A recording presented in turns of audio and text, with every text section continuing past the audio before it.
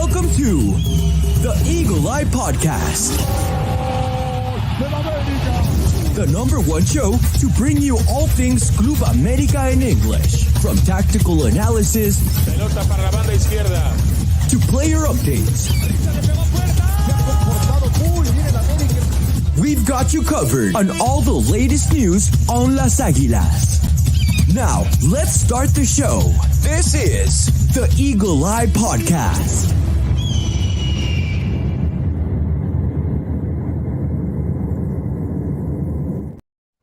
Hello, ladies and gentlemen, welcome back to another episode of the Eagle Eye Podcast. So, plenty to talk about in regards to Las Águilas del América. We just finished a doble jornada. We'll talk about where the team sits and where it lies ahead of what's coming up in the upcoming Clásicos, of course, and everything in between in regards to that. But today, I am not alone. We have a packed house. Ladies and gentlemen, it's something that hasn't occurred in, I would say, 3 millennia ago, which it feels like. But we have full roster here, a great panel. And let me start by introducing New York State resident Christian Rosendo. How are you, my friend? I'm doing well. How are you guys? I hope everyone's doing well. I hope everyone listening is doing well. Like you said, it feels like forever us four has been together to talk about America. I feel it's nice to be a little spicy. I think a lot of us have different opinions on the current state of our team. I'm just really excited to get into it, and I'm happy to be doing this with all four of you again. All three of you again. Sorry, Dylan's not here yet. No, don't worry. Well, that's where I was going. It was a special introduction for the Cowboy as he makes a late appearance later on in the episode. But yeah, no, you're right. A lot of people here are going to have a lot of things to say about this club, and it's going to be interesting to see where the middle ground is between all of us. So we'll see what happens. But let's go to your neighbor, Mr. Alexis Juarez. AJ, how are you, my friend? Doing right. Pretty excited for these upcoming two Clásicos for America. It's gonna be fun. I want to see how America Twitter is gonna react. So it's gonna be a fun one, especially talking about everything tonight. So oh yeah, of course, we got plenty to talk about and then plenty to look ahead as well, and some stuff in between. And well, we have two guys from the East Coast, and it's only fair enough that the two guys from New York go against the two guys from California. So joining me on this side of the hemisphere, it is none other than Chris Rivera. Chris, how are you, my friend? How was your trip from Mexico? Very good, brother. I enjoyed it, especially going to the game. It was just perfect. You know, I think as an Americanista, that's like the ultimate thing, right? Going to the Azteca. Like I told my mom when I was at the game, you know, I could die now, you know, like whatever happens in life later on, it's just a blessing. And you know, just very happy, especially since we got the dub. You know, I don't know if I told you guys. I was like, man, the worst case scenario is a 0-0. I came all the way for a 0-0, and well, luckily for me, it was a 3-2 win against Necaxa, and well, we'll get into that in a bit. No, yeah, of course. Imagine Chris almost walked out with a 2-2 draw if it wasn't for a lucky rebound that Quinones ends up finding right there in front of goal. But awesome, man. Glad to hear that your experience went well. You took a couple of pictures. We posted a couple of videos, and it looked like it was a lot of fun, even though we had a bit of rain there, if I wasn't mistaken. Yeah, but it wasn't bad. It looks worse on TV. It looks like it's pouring on TV for some reason, but it wasn't really raining hard. That's good. That's good. Well, all right, gentlemen, plenty to get through. And like we mentioned, we're going to have a beloved Cowboy join us a little bit later down in today's episode. But let's get started where we kind of left off last week, AJ, in regards to this America side, right? We talked about the importance of getting the 3 points against Necaxa, and we kind of foreshadowed a little bit about the León game. So talk to me about your takeaways from this doble jornada, right? We walk away with 4 points out of 6. Is it bad? Is it terrible? Is it all right? Is it fair for this team? Where do you kind of end up at the end of the day? I mean, you get 4 points out of 6. That's not bad considering all things. That's good that you're getting the results. But then when you're looking at the games of the way that the team played, some people could still not feel happy enough with the way we earned those 4 points. The game against Necaxa, you think that we should maybe hopefully be able to get a clean sheet, especially with how Necaxa were struggling. But then to see the end result being 3-2, it was a scrappy 3-2 win. We had to fight to get those 3 points at home, especially from a Necaxa that as we mentioned last time, a team that's like struggling and they're going to give it their all against America, and they definitely did. While we showed defensively, we were able to make that up with the goals in those games with the 3 goals, which is good. But then now when you're looking at the Leon game, we were still, at least we did not lose at home, but it's just that how the game was just another scrappy game, which I feel like just like the Necaxa game,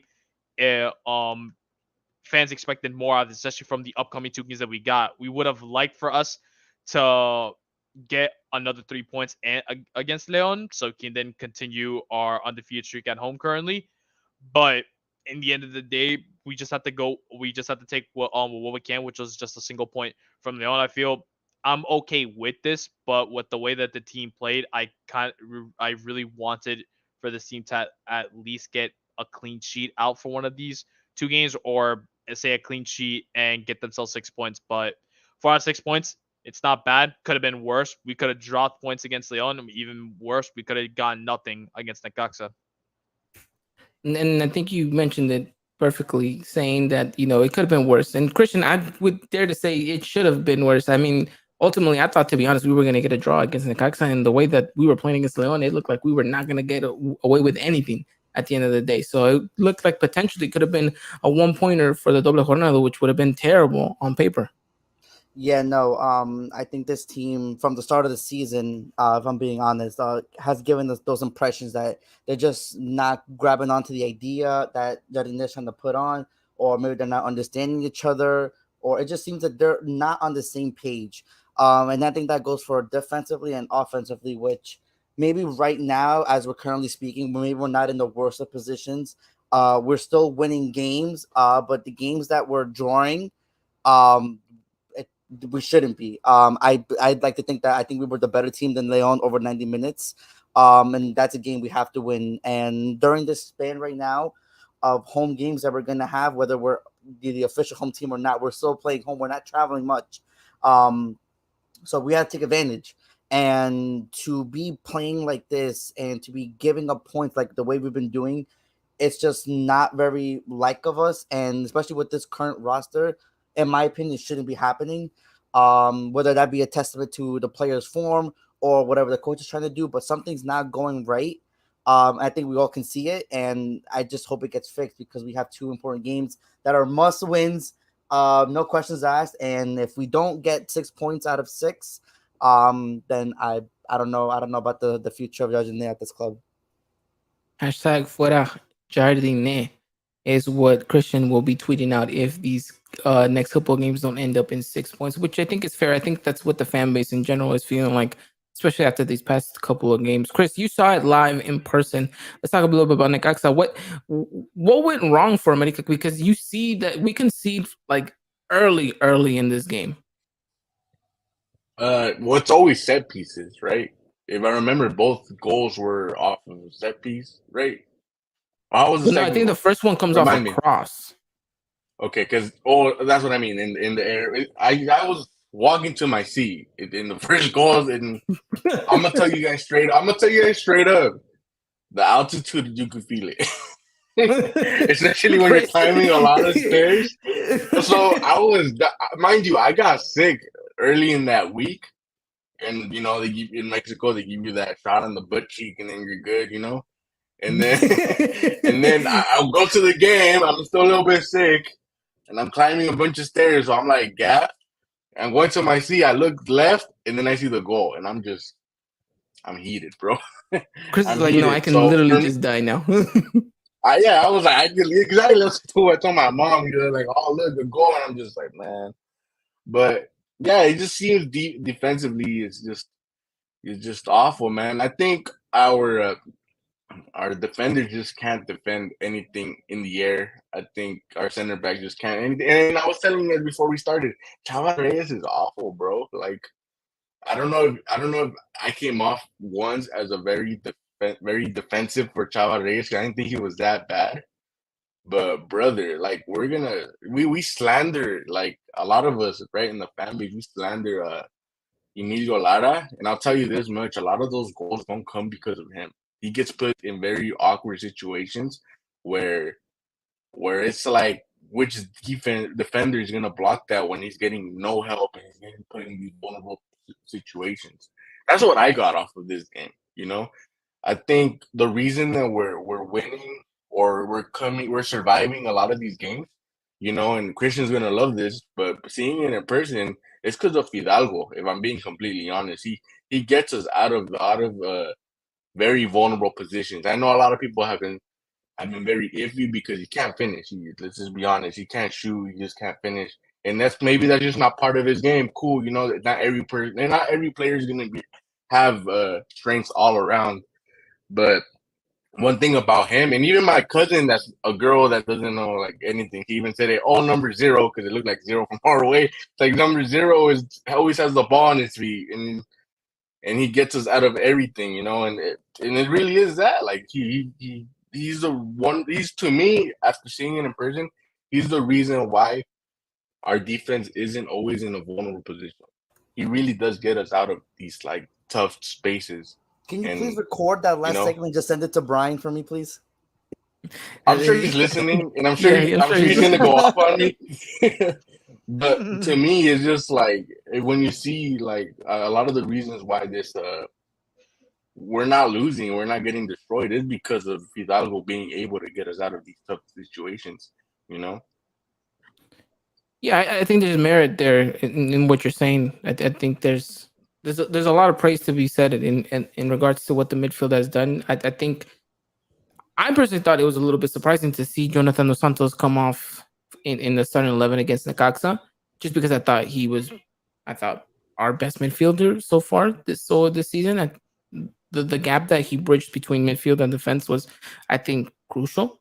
And whenever he wasn't on the pitch in the Leagues Cup, you kind of saw that, and then how heavily we missed him in those situations. But I think the midfield did a okay job against Necaxa, and you're right, our Achilles heels continues to be that aerial duel, that aerial battle. Israel Reyes has not been the answer, and neither has Emilio Lara nor Sebastian Cáceres, and God, definitely has not been Nestor Araujo. Then we'll see. Is Ramon Juarez the answer? Had an awful game. I don't know. Israel Reyes had an awful game against León. Yes, awful. He did. To me, that type of performance is the type of performance that should bench you, because that goal from Viñas, it's like, bro, it shouldn't even happen, because you have enough time to clear that, right? There's no one in front of you, and the guy behind you beats you to it. Like, to me, like, if I'm the coach, I'm benching you. Like, I'm sorry, bro. Like, and the guy who beat you is Viñas. Exactly, and his type of goals too, which is like kind of ugly type goals. Like. I mean, someone has to step up. Yeah, we'll talk about that in a sense. Who do you bench him for? That's the real question. Cáceres isn't ready, so it's not like you kind of have to ride with it. And we'll talk about the controversial post he sent on social media where he said, glad the game is over, and that he had to play through some illness or whatnot.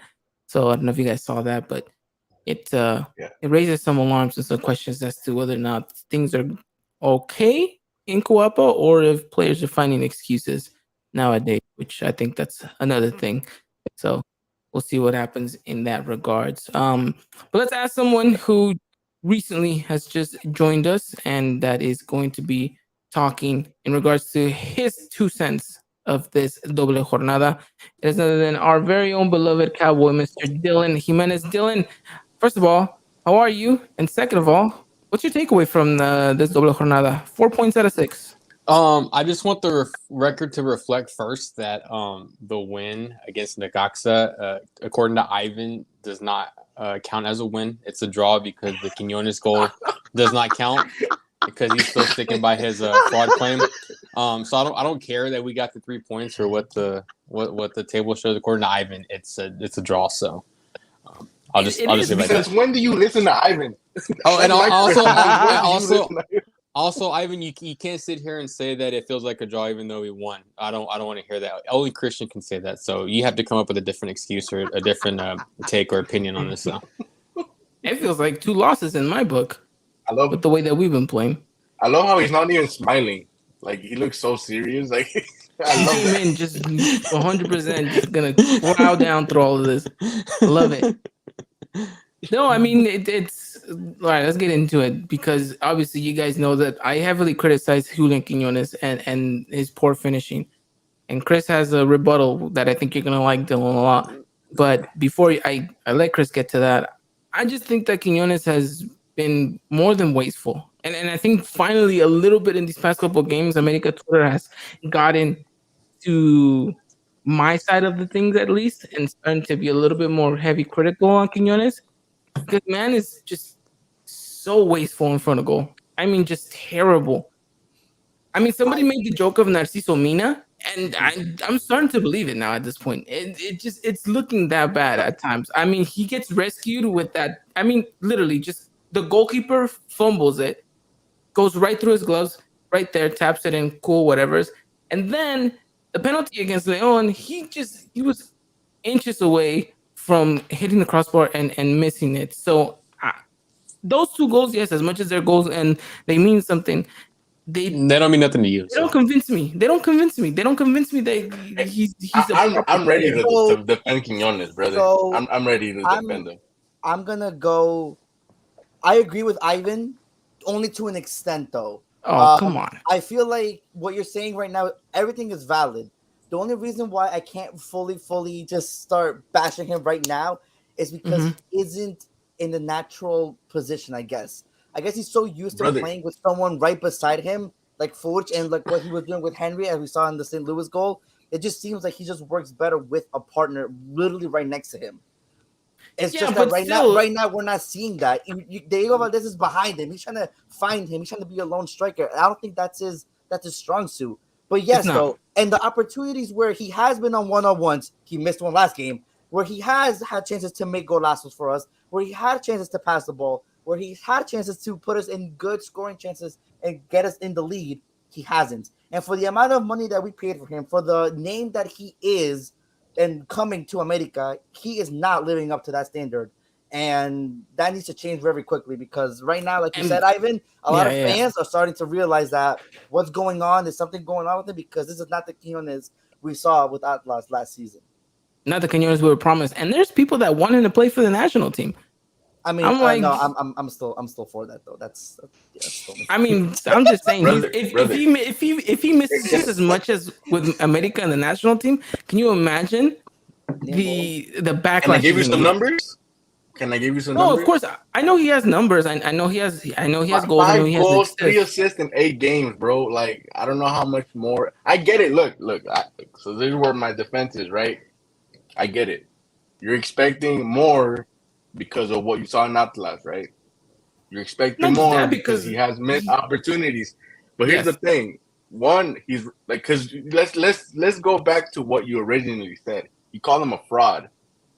Like to me, a fraud is too extreme, bro. That is too extreme. That to me is like saying he has 1 assist, 0 goals, and a bunch of minutes. Like, no, it's not even that. He has 5 goals, 3 assists in 8 games. And then his partnerships have been rotating because of injuries or just like rotations, normal rotations. Like he's not playing in his correct position. Like, let's be honest, he should be either playing second striker or left winger, right? That's where he needs to be at. And even then, he has 5 goals, 3 assists, right? So to me, it's like if we're gonna call him a fraud, well, let's just what exactly is their expectation? What is your ideal numbers for him right now? Like, what is ideally what he should be having? Someone was telling me on the fact that he was going to be the next Galusha or the next week. So I'm coming in with those expectations. And that literally should be the bar. But I'm also saying that for the amount of opportunities he has, he should have had at least maybe even double those numbers. And I know that sounds a little ludicrous. That sounds extreme. That's not. You go back and you go back and you look at those chances. Easily could have had those numbers stacked. And I go back to the game against Puebla where his first opportunity in America jersey, he goes 1v1 against the goalkeeper, and you think, oh, easy, Quinones, bucket. We're up. And boom, straight to the goalkeeper. All right, cool, whatever's. He scored at least 2 to 3 goals already that have been called because of offside. And that is another thing that I hate. The fact that he cannot stay onside. I'm glad you brought that up. Not all of them were offsides. Just remember that. Some I of mean, them but were awful that's in calls Leagues Cup though. in That Leagues was in Cup. Leagues Cup. But we're Mhm. counting all of these games because there hasn't been many league games either. Yeah, Remember, correct. we had No. a month I'm break. at We the have to Leagues Cup count game Leagues as Cup. well. Yeah, because that helps his stat pad, and I know he needs it because I don't care about Leagues Cup. We're talking about the league right now. Yeah, no, I know exactly, but in the league, I'm he's talking only played what 3 games. everything. Yes. I'm counting everything because we have to count leagues because we took a month break. Even if we don't count the tournament or whatever, it doesn't matter. But either way, At least performance-wise his of what first he's games, been doing. Even right now, though, and like you've been it took saying, away though, goals he's from him. always offside. Like I think this is the player I've seen the most offside, like in the past like 3 years in an America jersey. Mhm. Never seen this This game Who's guy's the so last literally one? many offside like offsides 3 in a times game a day. before. Who's the last one? Peralta. I can't Who's remember. I can't remember. That's America. how long it's been. There's some. I think Chicharito on national team, but in America, I don't remember. Like I Always being understand he tries offside. to make the runs, but you got to be a little smarter though. Like how can you be offside every single time you try to make a run? I'm telling you, it's a great game to play at home when you're watching an America game. Like take a shot every time Quinones is offside. I'd be drunk by promise the end of the first half. He's Exactly. done. Chris is done for. I mean, I'm Come barely on. playing You be drunk at pre-gaming. Let's not kid ourselves. You be drunk pre-gaming. Dylan, where do you stand on this whole Julian Quinones thing? Because we'll talk about the Kevin Alvarez situation because I know you got something to say about that red card. Don't mess with my boy Kevin Alvarez. Do I? I don't know if I have much to say about that red card, to be honest. But look, all I'm saying is that I'm still gonna give Quinones time. I mean, I'm kind of on Chris's side here a bit. I mean, like I get the takes to some extent. You know, like obviously the offsides are annoying. Obviously, the missed opportunities are very annoying. I think more annoying than the offsides for me at least. But look, I mean, not even including Leagues Cup, you know, the guy has, you know, contributed almost a goal each game so far he's played with this team. And obviously too, I think in some extent too, we've questioned and we've not liked Jardinez's tactics so far either. To the fullest, because this team has yet to play consistently week in, week out, even if it's just for 60, 70 minutes. And plus, obviously, too, with like Chris said, you know, there's just been the rotations, especially with injuries. It hasn't really been great. And so I'm gladly give the benefit of the doubt and obviously not necessarily go too far as you are, Ivan, whenever it comes to criticizing Quinones. Because obviously, at the end of the day, Quinones is still Quinones. You know, he can still be the player that we want him to be, but, you know, I think it's a little too far. I just don't know if because it makes it sound like the argument coming out of all of you is let Quinones play in his natural position and we're gonna get a goals galore. And I'm not too sure if that's the case because the man it's not like the man's not had opportunities, right? It's not like he's not been in front of goal. It's not like we haven't created chances for him. I think it's just he's been terrible in front of goal, like absolutely shocking terrible. Also, he can't make It's still 5 goals though. Like he can't make a pass. it's not that terrible he can't. either. Like You really dissect his gameplay. He can't make a pass. 2 penalties, by the way, which were courtesy of Diego Valdez. Now that's a player we need to be talking about. Like Dylan said, do we not count goals no more? No. Yes, but I'm just saying if Diego Valdez doesn't give him the penalties to take, he doesn't have those 2 extra goals. Like Diego Valdez could have easily said, "No, give me. I'm the penalty. I'm the PK taker." But he said, "No, you're the striker. You need goals. Here, take your chances." You need goals. Yeah, literally. Have some goals here. That's why he gave him the penalty against Nashville. That's why he was like, "Hey, here, boom," and I was like, "Well, all right, cool. He scored, perfect." But the penalties help, and goals are goals, Chris. I'm not gonna take that away. And if it wasn't for him scoring some, we wouldn't be in situations where we are today. But I need him to be more clinical, and I don't think that's being unfair or unjust. I mean, you already took one away from him already. I think calling him a fraud is too extreme. Yeah, that is too extreme. Yeah, that is. I want to look like the idiot at the end of the day where Quinones comes out, scores like 12 to 15 goals this season, and now I'm looking like an idiot going back and being like, why did I ever call him a fraud? You know? I think you mean 11 to 14 because you take that Necaxa goal away every time. So There you go. Yeah. I mean, come on, Dylan. You saw it, dude. That was the easiest of goals ever. I You don't almost care. missed it, too. I don't Goal's care. a goal, though. I'm not gonna apologize for a goal, Yeah. dude. That led to a win, even though Hey. it didn't feel like a win. Like, are we apologizing for wins and goals now? No matter how we get there. After Peralta missed that clear shot against Tigres in that final, no shot is easy. I would just say that much. I don't even know how you missed that, too. But Midwestern Cholo said, watch him score a hat trick against Cruz Azul. That would really Fine. shut me up, wouldn't it? That would. I would love it. I would love to come on here. But that's what Look, he was look, signed to do, though. Exactly. Look, if Quinones comes out and scores, if he scores more than 10 goals this season, I will publicly make an apology video. And we'll post it on all our social media platforms. And I will publicly apologize to Quinones. I'm like, I'm sorry I called you a fraud.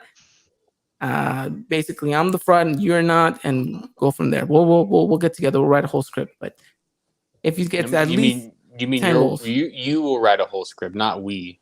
But now I'm starting to wonder now. I'm starting to wonder now the opinions of the rest. Is he performing to your standards, or is he still underwhelming? No, he's underwhelming to me. I don't know, but AJ? No, yeah. Well, I was talking. Yeah, I was meant it for Dylan, Chris, and AJ. Like, I understand, like, from both sides what the criticism is, like, coming from, from Quinones. Like, we're expecting more from a guy, like, this is our target guy that we wanted from the entire transfer window. We were looking for someone to bolster the attack, help us score more goals up front. We got him. Understand that, like, yeah, he played different. That's what, he needs someone to accompany him up front to at least feel himself more calm. Because, look, we don't really have a number 9 right now on this team. So we kind of chucked the next best guy that we got in Julian Quinones. He likes playing on the wings more, but we ain't putting no Roman Martinez. We're not gonna be putting Patricio Salas up there. Those guys got no experience in first division. Quinones played in first division his entire career essentially. We're looking at him to be like, all right, we know it's not your preferred position, but you're the guy that's gonna be scoring the goals now. You're gonna be playing this position and do what Henry Martin's been doing. He's been struggling a bit. He's getting goals at the end of the days for and contributing to the team and getting us some of these wins. Yeah, I know it's not maybe in the prettiest of ways or the amount of opportunities he's messing up from these majority of these games. But then when I'm looking at the stats, like from what Chris said, 8 games played, 5 goals scored, 3 assists, he's doing something. Yeah, some of those goals could be like a tap in or a penalties, but a goal is a goal at the end of the day, and that's still getting you the result that this team needs. I feel like he's doing all right. Is it up to everyone's standards so far? It's debatable with Americanistas. But for me, I mean, I feel like he's doing all right in his job so far. Does he need more time? Maybe just because he's not playing the position he wants to be. Sure, that could be it. But I feel like all in all, he's doing all right in an America jersey so far. Okay, so AJ is going with all right. Dylan? No, I agree with AJ. It's still underwhelming for me. I mean, because I've kind of said it too. The offsides is frustrating. The clear chances, where he's 1-on-1, but doesn't really finish. That's very annoying. But at the end of the day, like I said, I'm going to give Quinones his time. I'm going to let him play. I feel like at the end of the day, we obviously haven't seen the best of him, and I feel like we're gonna get the best of him eventually. Praying for that, obviously, but I mean, you still have to get players back. I mean, Henry's due back pretty soon, hopefully. So that obviously could change things too. I think I said it last time we podcasted too. I was like, the only thing is he's doing all this frustrated stuff, offsides and missing key and big chances. But that really still hasn't affected his game. Like, he's still doing all these things. It's just he's not really finishing in front of goal, which I can agree with. But he's still playing like he's an informed player. It's just he's got to put away these chances at the end of the day. Okay, Chris, what's your takeaway? Yeah, I agree with them. I'm not gonna say here. I think the debate is this. The debate is the goal and assist versus what you see on the field, right? That's really the debate. That's really most people don't really care what they do on the field as long as a striker, a nine gets a goal, right? I was like, I'll give you an example. I've been very defensive of Raul Jimenez of what he does on the field. He contributes a lot on the field, but he had over a year without scoring, right? So it becomes one of those things. Is he useless because he can't score, or is he useful because he's able to contribute in other ways? Over here is a little bit. It is the opposite, right? Quinones is scoring, he's assisting, but then you look at the what you see on the field, right, where you see him making runs, you see him missing shots, offsides, this and that. So it is underwhelming. For me, though, I just go back to the term fraud. Like, I don't think he's a fraud. I think if you have to rate it from 1 to 10, he's closer to a 10 than he is to a 1, in my opinion. To me, he's like a 6 or barely a 7. Like, 7. it is. I don't think it's because, like I said, you look at the goal and the assists and contributions, it's not bad. Like, the stats aren't necessarily bad. I think I read right now that he's one goal away from being top scorer of the league. So, like he's not necessarily doing that bad as much as like we try to paint him to be. But obviously, like, I'm not gonna sit here and be blind to what I do see on the field, where it's like he isn't. I'll say this too. It's not just him that's underperforming. To say it's the whole team, because I think our expectations was what we saw Thanos' team. Maybe if Thanos was still here in the same system, maybe we do see a lot more goals because that's what we were used to. Jardinez not necessarily showing. It's like the Solari comparisons that he's getting, because it's like, oh, we're getting away with these points, but on the field we're seeing a whole different thing, and we're not necessarily deserving all of this, you know. So I get it. Like, for me, yes, he's underperforming, but it's not like to an extent where it's like he's a fraud or he's horrible or Narciso Mina. Like, that comparison pisses me off the most. Like, how is he Narciso Mina? Like, to me, the closest thing he is Darwin Quintero, if I'm being honest with you. And we talked about that before when the rumor started. Like, his ceiling is gonna either be a Chucho Benitez top scorer type player, or he's gonna be Darwin Quintero, where people are not gonna be happy, but he's gonna be on the stat sheet, and that's exactly what he is right now. So I'll just say this to kind of end the whole thing. So stats, while they do tell you a lot, I don't think they tell you the whole story. In times where we've been in deadlock situations and we needed someone to kind of get us out of it, I can't remember the last time it was him, besides maybe the last game on the penalty kick. But other than that, though, I can't remember that you would say, oh my God, thank you to Quinones, because he's the one that got us out of the deadlock. Where was he when we were 1-1 against Atlas? Where was he when we needed another goal against Leon? You know, it's like in those situations, you got to look to your star player, the player you've chased all window, the player that was your big signing, Keon Key.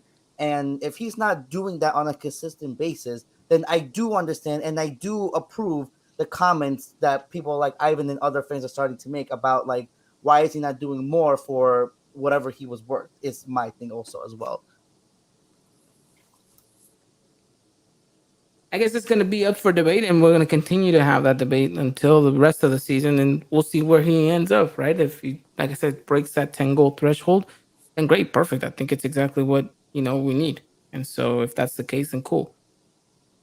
And if not, then we'll stay here and we'll have another conversation about him and maybe go back and actually talk about this whole potentially fraud situation. But I do know that it's a stretch, but hey, sometimes he's not a fraud though. Well, we'll see. We'll see. I mean, there's no better way to vindicate yourself than against Cruz Azul and then Chivas. Right? As simple as that, right? No better way than absolutely would be amazing, right? So I think let's wait it out and let's see what the end scenario here is, and then we'll kind of go from there and we'll see what happens. But well, like we mentioned it, right? It's a total of 4 points out of 6. Obviously, the Leon game feels like a bit of a loss, and then the Caxa game just absolutely feels like a terrible win. But ultimately, you're looking at the league table, and we're sitting fifth right now with one game in hand. And I think we were talking about this just a little bit before we got on the podcast here. America sits fifth with 8 points, right? Potentially that game against Querétaro, if we would have won it, we could be sitting in third place. And maybe all is not too bad as we want to paint it right now. I think we look at it and we think this is terrible because, we're looking at it and it's only one loss and then of course two draws. But it's just what you're looking and what you're seeing on the pitch. Nothing has convinced you. I think the only convincing game we've had in the league was probably the game against Puebla and the game against St. Louis in the League's Cup. And those were the only two games that we ever got convinced. And after that, we've had question marks around Harine in every other single game. Is that fair to say, Dylan? Yes. So what's the answer? Because Harine is saying that he just needs time. He's asking for patience and time from the Americanismo, from the fan base. No, because the things he said whenever he got the job, he knew. That's what I'm saying. Like everybody, like Chris, AJ, Christian, y'all were drinking the damn Kool-Aid. But I said, okay, sure, say this stuff, but show it on the pitch, and I have not seen it on the pitch at all. Like no. You saw it. You saw it against Puebla, and you saw it against St. Louis, and yes. And then when else have I seen it? When else? Never again. And his argument is, give me some time, the players are adapting, and I don't have a full squad, right? He says, I'm getting Henry back soon. I'm getting Cabecitas back in just a little bit as well. Like, all these players are potentially going to be coming back. But is that enough? Is that fair, Christian, for him to ask for that time? And after what Dylan had mentioned, he talked the talk, but looks like he can't walk the walk? I mean, yeah, it's starting to feel that way because you're coming. So I said this before, right? And I don't know if all of you guys agree with me, but maybe you guys do now. It's like it just doesn't make sense how we have a better team this year and are performing worse than last year, right? Like that doesn't make sense right now. It's not making sense right now. And I understand the injuries. I understand the factors that may play into that. Nonetheless, though, the opponents that you've come across and putting up performances like that is not America standard by any means. And all the criticisms and all the fans that want him out, I think can be justified. I'm not saying to throw him out right now, but I understand where they're coming from. And if can results like this continue, especially in the next two games, then he can leave and never come back because, like I said, it doesn't make sense to me how you're put in a better position than the last coach and you're performing worse. It doesn't make sense. I get it. It's not his team, and maybe it's not the players that necessarily fit the system that he wants. Because Chris, we talked about it when we came in. It's like, well, what is he going to play? Is he going to play that 4-3-3? Is he going to play a 4-4-2? Is he going to switch back to a back three? Like we were kind of guessing what he could potentially do with these players because this is not his team. He kind of, inherited it and then just kind of was told, here's a couple new players. None of them were players you wanted, but they're good players. Kind of make it work in a sense. I think there's a lot of stuff we could touch on. I think if he gets sacked, I think Baños is gone. I really do believe that. I don't know how much you guys kept up with the hiring process and what Baños was saying in interviews before they hired him. But one thing that really stuck to me was he said, we have a squad and we're just trying to bring in a coach that doesn't change anything. We play the same style that we play with Tano, and we just continue what we're doing, what we've been doing, right, with Solari, Piojo, Tano, and just gets us over the hump, which is what? Getting to another final, right? Winning the final. And to me, how do you make this hire, right? Whoever it was, whoever put the name on the table and not get this, not how does he not fit what Thanos was doing? A reporter tweeted out when I was on the airport saying, or after the Leon game, I forgot when it was, but saying that people in San Luis were saying, have patience with Jardine because it happened over here too, where players aren't necessarily adapting as quick, right?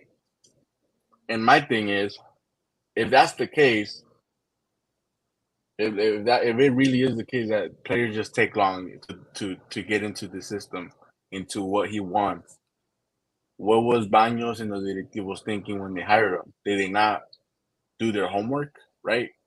How do you not know that it takes long to? Because let's be fair. There's some coaches that are just complicated. That they want you doing certain things. They have a philosophy of how to find the goal. It's not necessarily individual work. It's teamwork, right? And to me, it's just that we're bringing in that type of coach after we had Tano, who is not anything out of the order. Like he's not a genius per se. Like a lot of the what he lacked was motivating his players, right, in important moments, and but he let them do what they needed to do. And Jardinet is the opposite of that, where he wants players doing certain things instead of depending on that 1v1.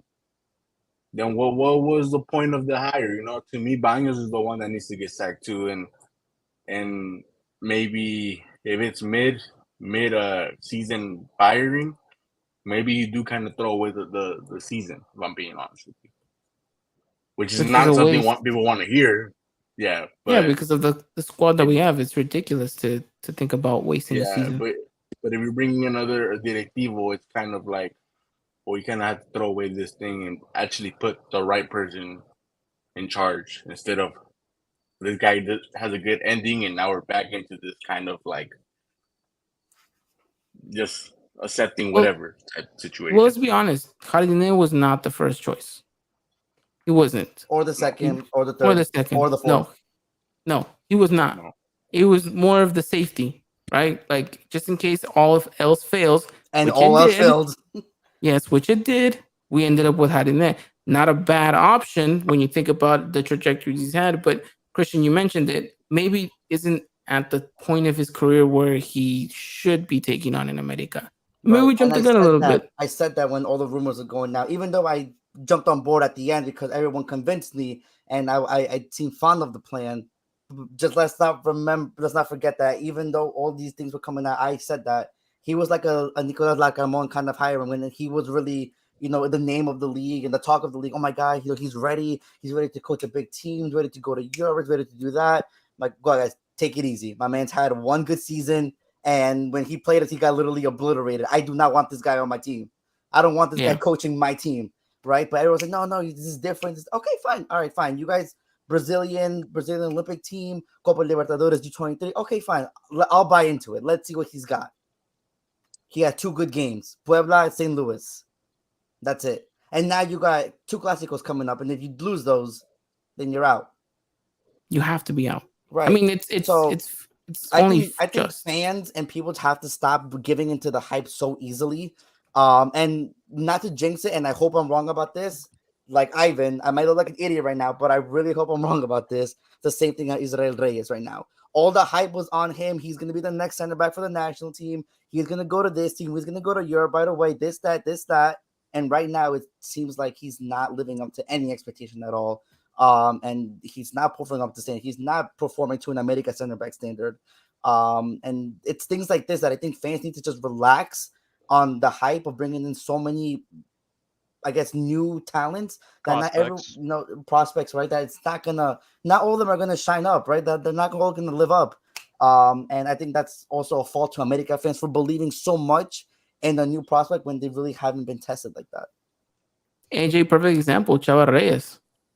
I was gonna Another mention him one. too. He was Another one. on the season that we signed him. He was the best young left back in the entire league. Right. After the game he had against like Monterrey in the Champions League final, he just was never the same again. It's like that confidence we once saw in Chava Reyes as being a young left back. It's like he just lost it completely. He can't defend. He can attack, but like I feel like he just doesn't contribute to it as much. He kind of just doesn't even want to mark his player anymore. If it has like after what Maxi Mesa did to him, it's like he just cannot defend anymore. He's just afraid he's just gonna get nutmegged every single time. Yeah, just You know what it reminds me of? You And I don't. Maybe you guys might get this. Maybe you won't. Maybe you'll laugh about it. When you guys went to school, did you guys ever have these like nerdy kids that would wear like big ass backpacks because they had their hoodie in there and they would run a class? I don't know if you guys relate to that, but when I went to school, there's always like I don't know, nerdy how do we kids that tell would him? do How do I that. tell him that was me? I know same for real. Oh, I mean, all love if you were that person, No kidding. but no, in general, not you. but like I said, when I went to the Necaxa game, that was the first thing. I saw a lot of slander for Emilio Lara, and to me, like, it's not him, bro. Like, yes, there's some development that he needs to do, right? There is stuff that he needs to work on, but I'll tell you this: there was moments where Chava Reyes left huge gaps, and he couldn't catch up to the nine, not even the winger, the nine. There's no reason for who's their nine again? He scored on us, but he's not fast. He was very slow. He reminded me of kind of like Celio Romero, but a little bit slower. And Chava Reyes couldn't catch up. He was wearing a backpack, like just like hunchback, almost falling, like. And Emiliano will fix that. He would go and he would catch up to the guy, and we could have honestly lost that game if it was because of Tavares just not being able to catch up to these strikers. And to me, like I believed in him. For me, I was like, you know what, in Puebla, he was the best. He was named the best left back in the league. To me, I'm just like, you know what, that's a good signing. Israel Reyes too. I was like, you know what, he's not and I don't even think he's a bad player either. I think he has bad moments, but I do think it's kind of a balance of good moment back. But if I'm being honest with you guys, you can say that about every center back that we have on the team. I think they're all the same. I don't think there's one that's better than the other. I think the only one that just is worse is Araujo. Like, and if I'm being honest with you, if they're all in form, I think Araujo still ends up being our best center back. It's just I don't know, man. Yeah, we'll start them regardless. I think those are just it's. We need a cleanup. I think you could sell everyone except Kevin Alvarez and be happy. And I think you could in the easily. defense. In the defense, yeah. Defense. Okay, I just want to make sure. Yeah.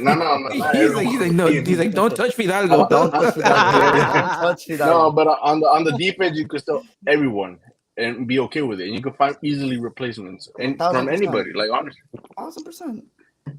But the fact that the board doesn't recognize that though, it's still still beyond me. Yeah. You'll be stuck with it. I don't understand why we haven't played with 5 in the back. I think if we would just everybody but Kevin and Luis Fuentes, we would have enough for Ramos, and all we just need is Kevin, Ramos, and Luis Fuentes, and we're solid. Well, Luis Fuentes, I feel like Luis Fuentes is versatile enough to play center back / left back at the same time. Played center back for a couple. Yeah. No, I meant like at the same time. Like, yeah.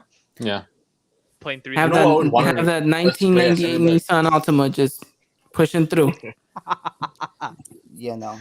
With the back filled with buzz balls. Yeah, exactly. Oh man. Well, obviously there's a lot to wish for, and it seems to be the case every season we do this, Dylan. There's always something to wish for in regards to this America defense. We never seem to have an answer for the past 5 years, and I think that's the most worrisome thing about it.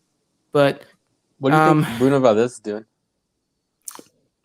Just collecting a paycheck at Boca Junior. Collecting a paycheck. People hate him over there already. He's so bad over there. Oh my goodness, it's bad. Yeah. It's time for a reunion. No. The only reunion I'm going to have is Miguel Herrera come back. Will he come back? At some point. I don't think soon, but at some point he'll come back. If Bino leaves, yes. Have Mosquera as the assistant. Oof. Is he the one that requested for Baños to be there? Yes. They came like a package deal. Remember? I remember they kicked out Peláez, and there was like this scandal on TV, people arguing, saying, "Oh, how does Piojo have say in America?" Because Piojo's got it like that. Let's bring back Yeah. Solari. Oh Wow. god, Yo, we facts, already dude. have him. Solari would have this team in third right now in the league. So I'm gonna use Well, I'm gonna use so could I'm gonna have use him, Chris's but line. we haven't Okay. picked I'm him gonna use Chris's line. I'm gonna use Chris's line. Look at the stats, and then come talk to me. Oh, Actually, Thank look, you. before we talk about Cruz Azul, just real quickly, talking about stats, I'm absolutely mind blown at this America side. So if you look at it, we are, and I'm just going off FootMob, right? As far as ratings go, we are the number one rated team on FootMob at 7.1, right behind Monterrey. So we're technically, to them, the best team, right? Our average possession is the most. We have the ball out of Oh, anyone in the whole team, 62%, right? Mhm. The closest one is Tigres at 57. Then I don't know if you guys are aware of XGs and if you guys care about that, but obviously that seems to be the trend, right? That- And before Pumas had played their game, we were number one at 10.4 XG so far per season. I Well, mean, expected obviously- goals. And how Yeah. much have we scored? well, that's a oof 9. It's kind of spot on. So we're spot on. Yeah. was this Pumas considering Leagues Cup? No, this is just league. Okay. League. Okay. This is just league. And then Pumas, obviously, they surpassed us because they played their game. But you're looking big chances created. America at 16, the most out of anyone in the league. Guess who has the most big chances missed out of the whole league, though? It's America with 14. Yeah. So, look, this is. I think as Americanistas, of course, I've mentioned it in the previous podcast. We're just spoiled, and we want everything to be done and be perfect right from the get go. We don't have this tolerance or patience that maybe we should have with a new coach and a new managerial system. Yada yada yada. On paper, Jardine has not looked bad. I mean, his stats. We were talking about stats earlier. His stats show that it's pretty decent, right? We're in a pretty good spot. And if that Querétaro game goes and we win it, we're in third place. Not looking too bad. It's just what we see on the pitch. And I think we have seen an America side that has, okay, on paper, they look good. But when it gets down to it, to the nitty gritty, because we didn't like what we saw on the pitch, we folded. Perfect example was the Solari era. Right? We knew that, okay, we could squeeze a 1-0 win, but we knew that wasn't going to be enough for Liguilla. And what happened? Absolutely Well, got right taken now, home. it's not enough for league or Liguilla. No, of course not. But I'm just saying that we're going down that same tendency of, okay, on paper, we're padding stats left, right, and center. We're looking great. It's just anyone that isn't kind of keeping an eye on America, like we are, is going to say, oh my God, America's probably going to be a good contender this season. But we both know, all of us know, America, you put them in Liguilla right now, I don't even think we get past the first game. Let alone think about a second leg. Simple as that. So, interesting things I was looking at through. I was Is scrolling. it I was fair like, to say? say what? Is it fair to say that our real first challenge will be against Chivas, not against Cruz Azul, because I think it would beat them. People are gonna say, look at the table; they're not necessarily anything special, right? Even though it's a derby, it's a Clásico. They beat Monterrey. Oh yeah, but if we beat them, it's gonna be like, oh, we beat Yeah, sure. a bad team. Okay. Yeah, fair. So our real first test is gonna be against Chivas, right? And we're Mhm. being. So let's say we come up with the dub. Does a lot of your guys' perspective, even though it's not like does your perspective change, or do you think it's like I need to see more of this?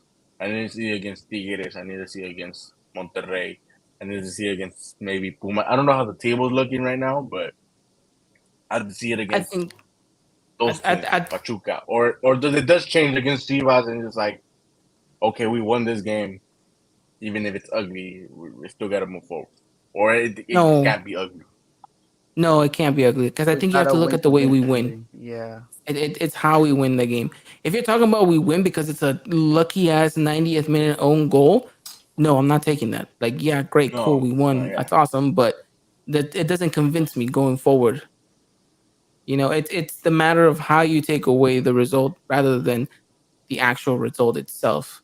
So At it's least fun. that's for me. It's funny we're talking about this because I think I saw a tweet earlier saying how, like, how in the past seasons America has played like pretty above average to our liking in the past couple of seasons, right? But we always fall short in Liguilla. What if this year's like kind of the reverse? We're leading up to kind of forming that squad, and we'll peak at Liguilla when it matters, and then that's how we'll get over the hump. Which started getting me thinking maybe we do, but like it's just like I still can't get around that simple fact that we have a good team and we're playing like a bottom tier team. It just doesn't make sense.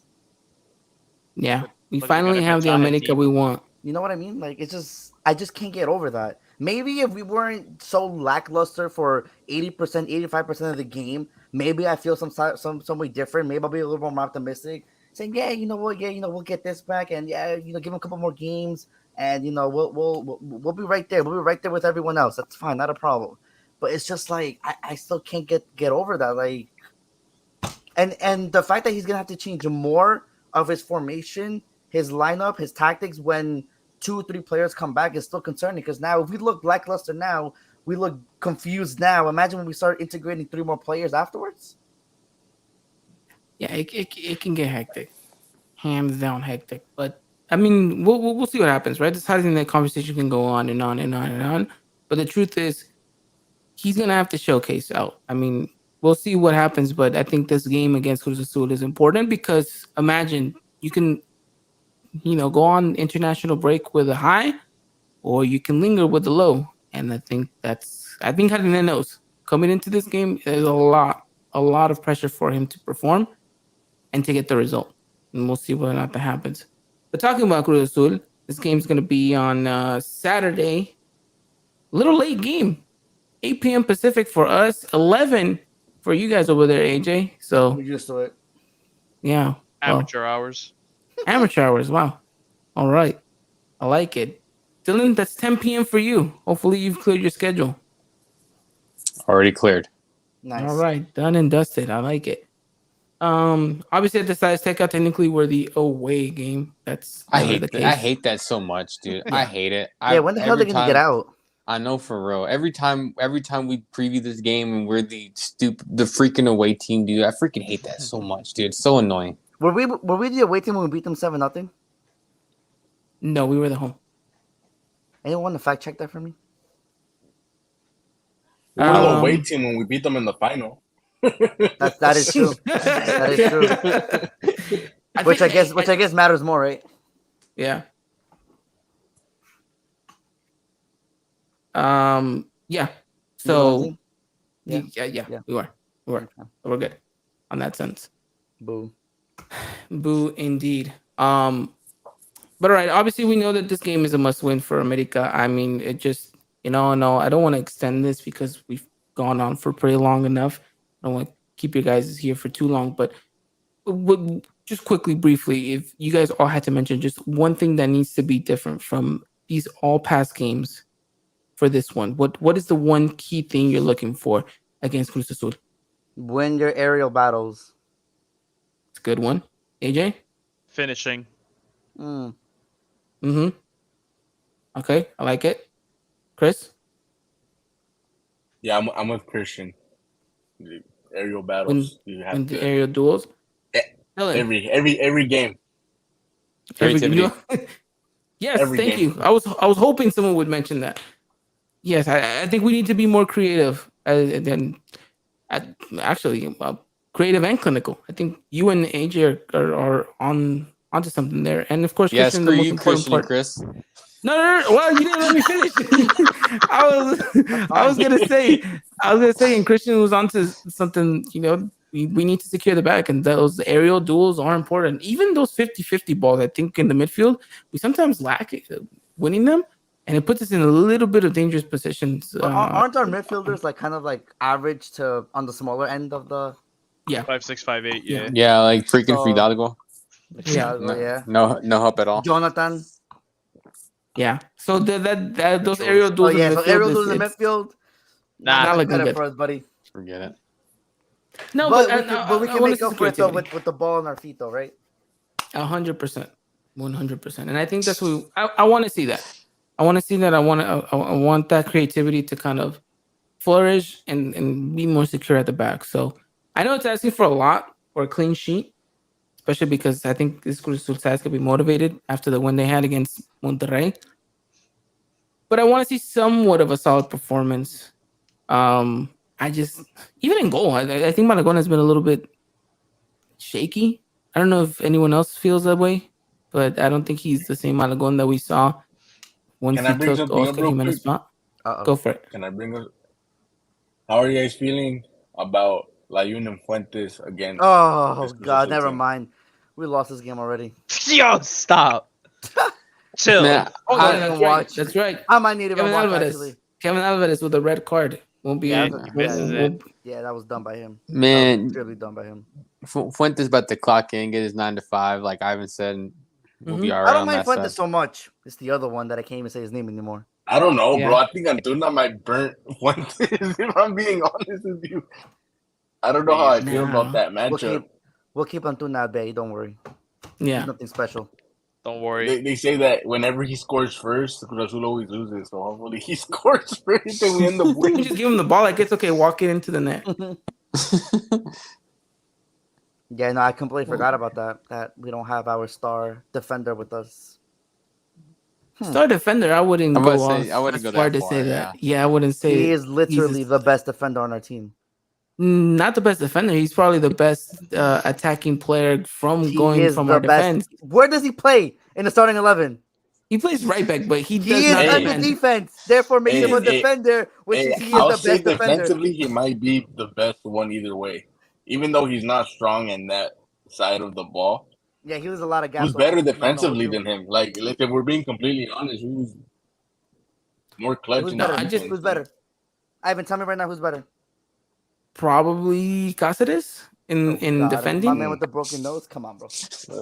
Come I on. mean, he was a Try warrior, again. though. Try again. I don't know, bro. Cáceres also gives up nasty goals, bro. I'm not high on Cáceres, if I'm being honest with you. I think he's But like probably you one said of it, the Chris, though. You said it worst perfectly. You inconsistent. put intertwine them, they're all the same. They're all gonna give you Yeah, the bad. they're all the like, same. Yeah, they're all the same. They'll all give the you same. one You good can't- play and 12 bad. And 12 bad ones. Yeah, And you gotta clench your butt Unfortunately- that bad one doesn't end up in the goal, which often it does. yeah. It's a sad reality. I see Lara as our best defender. Oh, Center God. back. Oof. Oh, Yeah, never mind. Hey, I'm signing off. I'm telling you, bro. I came back impressed in that Take care. Necaxa game, even though he cost the goals. Like when it comes to him tracking back for what Chava Reyes was giving up, I get it, but like I said, like they're all the same. You Man, gotta Toluca changed highlight them. some good. Toluca changed yeah. him, bro. Once they taunted him, he was never the same again. He started hitting himself. Yeah. Yo, facts. Yo, facts. I think well, he had a lot of stuff off the pitch too that was kind of intervening with his professional career too. So, but hey, we'll see what happens in that sense. But ultimately, I think we all talked about what we want to see different in Cruz Azul, and it's a must win. Like 3 points are a must. Like I mentioned, it's the international break after this, so you have to end up on a high note, right? The importance of 3 points right now are detrimental. You're at the point of the season where you can't be giving up points in any form, in any direction, really. So it's going to be interesting to see how Jardine handles the pressure, because he has had pressure, but now the real pressure is on to stack on. 2 Clásicos back to back, and with an international break in between. I know you have that stupid friendly against Tigres in the Tour Aguila, but it's not going to be the same. And I promise you, Quiñones is still going to find a way to be offside 3 times and miss 4 opportunities in front of goal against Tigres in that friendly. But hey, that's neither here nor there. But He's gonna be with the national team. he hasn't gotten called up yet. I don't think they're. I Isn't mean, he They'll they're, release eligible the list already? this week or next week. they're dropping the list. I think this week. No, I don't know. I really don't keep up with that stuff like that. I don't care. If it was up to me, there would be no international break. It'd be America I'm with all you. year round. I am with you. And they always come back injured, bro. I hate that. Same, absolutely same. Against teams that I can't even spell their names. Top it off. You can't spell So I'm tired Iceland. of playing Luxembourg. I can't spell. I don't know the Russian team that they're playing this week, but What Russian team? There's only one Russian. Wait, what? Yo. Someone, I don't know. someone clip I don't know. We all call them Russia, brother. He's like that Russian that hemisphere. Russian team. Listen, I was brainwashed to hate Russia as an American. I'm just kidding. Azerbaijan? Is that what you're thinking? Isn't it like I don't know, bro? It's with the U. It looks like a Pokemon name. I don't know. Oh my god. He's like you. All I know is it's not where Triple G's from. That's all I know. Oh my. Okay. All right. I Yeah, like it. I like it. Anyway, so Jason, he's like Vamos America. He was like the only Russian word I know is vodka. Okay. There we go. All right, then quick prediction time here. So give me your guys' prediction for the game against Cruz Azul. 7-0. I'll start off with you, AJ. Oh my god, after what Chris just said. Damn. I'll go 2-0 America. All right, 2-0. I like it. Need a Clean clean sheet. sheet. Please. Dylan, Please. 2-2. 2. Oh, wow. Oof, that's going to burn. Ay, Dios. Dylan. So get the vodka out if that's the case. Oof. Yeah. A lot of it. Too. Absolutely. Yeah. Chris? I go 2-1. 2-1 America. All right. Christian? 2-0. 2-0. Just like AJ. I like it. Mm-hmm. Jason going 3-1 or 3-2 for America? Ooh, That's that Cardinals. 3-2. That Yeah. 3-2 is scary. That 3-2 is scary, man. Yeah, I we got don't know you. 3-2 3-2 season. though. I don't know. If it's I if could it's see it. if it's 3-2, Quinones would tap in to win it. And then it don't the count. 90th minute And in it don't injury count. time. Not again. Oh my god. Okay, All I'm of them gonna are go. tap-ins. I'm gonna go with the most ludicrous. Oh, Midwestern Cholo going with 3-0.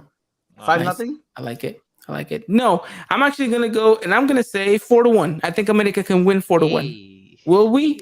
Probably not. But hey, I'm over here. Who scores them? Someone told Who me we scores have to Oh them? wait, I manifest forgot things. Layun was playing 2-1. 2-1. Okay. All right. Christian's changing Sorry. his mind. I forgot Layun was playing. All right. 2-1. I'm going 4-1. 2-1 own goal by Miguel Layun. Ooh, imagine? Stop. Oh my That's be Bro, god. I think that would dude's not that would coming out literally alive out of the stadium. that would be the end of Miguel Layun's career at America. End of his life. He's not Should've getting out of that ended like- stadium afterwards. Nope, not at all. Well, we already said Midwestern Cholo 3-0. Yeah, hey, Um, remind it. Put the positive vibes out there.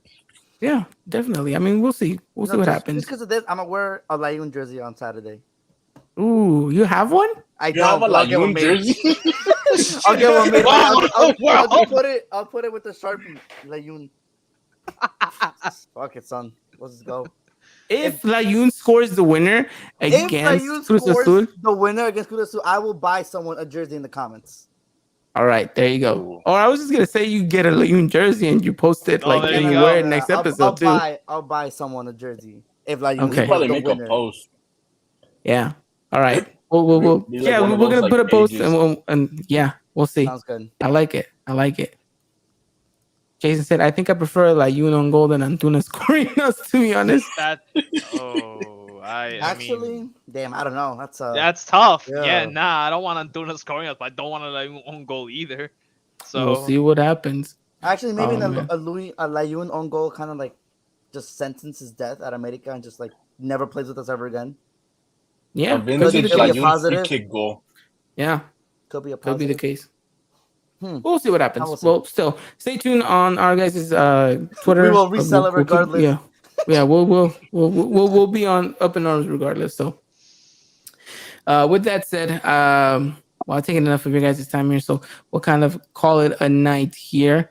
But it was just Cholo saying we will resell it regardless at for pennies. So So maybe not a Layun jersey, but I'll just buy a America jersey for someone. hey, America jersey. There you Hey. go. See, there you go. So you guys I know. get a free America jersey courtesy of Layun Goal. So we'll see. Well, at least I just want to say thank you guys to Jason, to Midwestern Cholo, to really everyone that's out here listening to us. And most of all, thank you to you guys, Christian, AJ, Chris, Dylan, for making the time out to talk all things America. It's been quite a week, and I expect it to be quite an even more week for us. So we'll see whether or not our insanity our sanity turns into insanity after these next couple of weeks under Jardine. Any last words before we kind of wrap it up here? Just one quick thing. How do you guys feel about Ramon Juarez? That's not one quick thing, dude. That's a whole conversation. Okay. Oh, debate. Okay, well, let's rate his performances 1 through 10. 6. Quick. Yeah, I'm going 6. Average 5. Yeah, 5 is fine.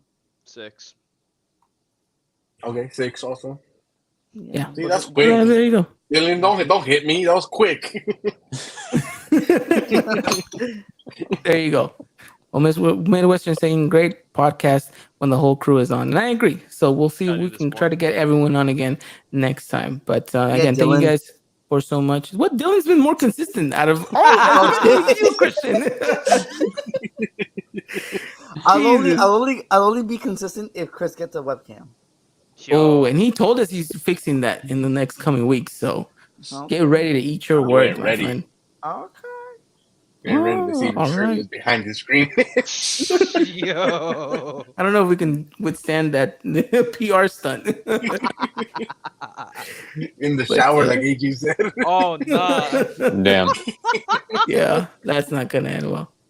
Well, Dylan, get ready to call the PR team again. Yeah, I'm on speed dial, so we'll handle it. Okay.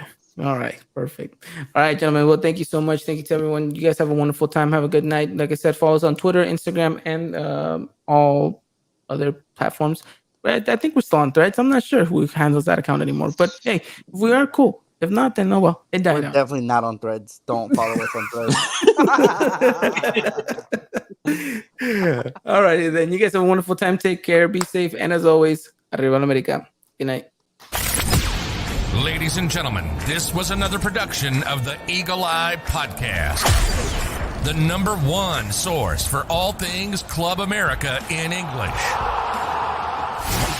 Make sure to follow us on Twitter and Instagram at Eagle Eye Podcast and get all the latest news and coverage. And